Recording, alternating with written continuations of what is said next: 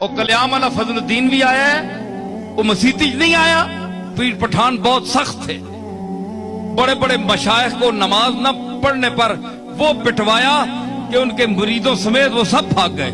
پٹواتے تھے وہ جو نماز نہیں پڑھتا تھا۔ پیر پٹھان آ گیا، اس نے کہا وہ کلیام والا فضل الدین بھی آیا ہے، وہ مسیتی نہیں آیا۔ تم گئے سارے، آخیا ایک کٹواسی ہو۔ سنو گل، فرمایا کہ تسی کہہ کرو کہ او تکو فضل الدین کلیامی بابا آیا کہ نہیں نمازاں مسیتی چ؟ کہ جناب وہ تک کوئی نہیں۔ اس آنکھو جے دیگری نے نمازاں چ نہ آیا تو میں کٹ سہی۔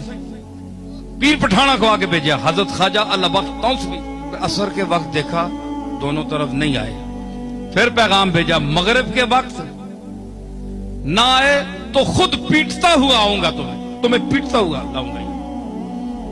بابا ٹس تو مس نہیں ہوئے۔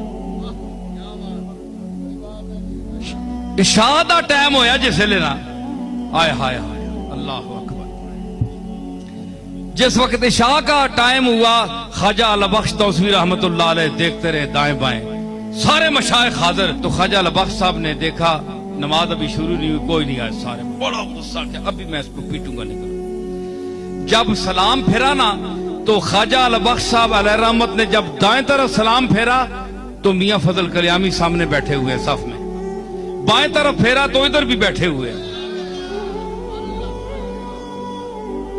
خواجہ اللہ بخش کانپ گئے کہ میں تا ہاتھ پا بیٹھا دلی والے پیر سمجھ کے، یہ تا کوئی اور بندہ ہے۔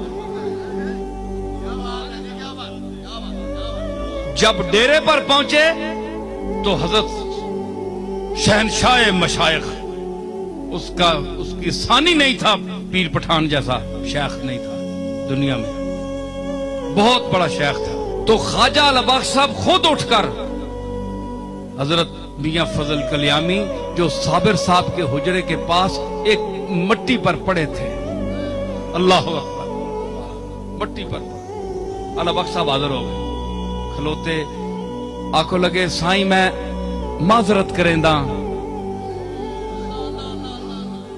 معذرت کریندہ سائیں میں، بڑی بات تھی حضرت اللہ بخش صاحب کا یہ کہنا، جس کا پہاڑ جیسا دل جو سلاطین وقت کے سامنے بھی ڈٹ کر رہا۔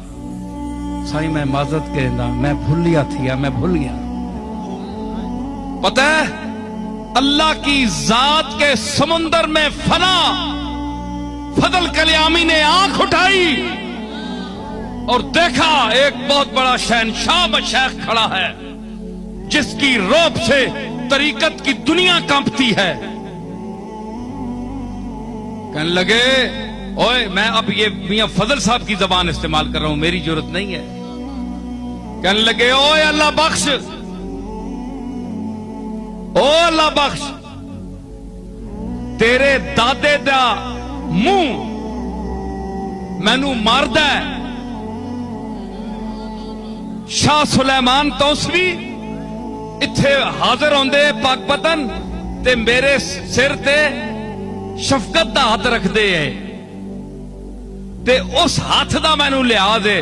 اور پھر ایک جملہ فرمایا جو میں عرض کرنا چاہتا ہوں، انہوں نے کہا اللہ بخش کچھ ایسے بے نمازین دنیا تے، دنیا میں کچھ ایسے بے نمازی ہیں جو اللہ کے حضوری کی صف میں پہلی صف میں بیٹھنے والے ہیں،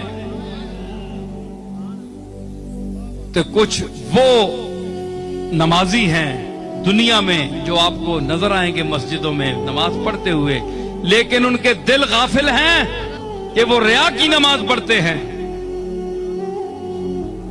تو اللہ کی صف جو آخری صف ہے نا جوتوں والی، اس میں بھی ان کا مقام نہیں ہوتا۔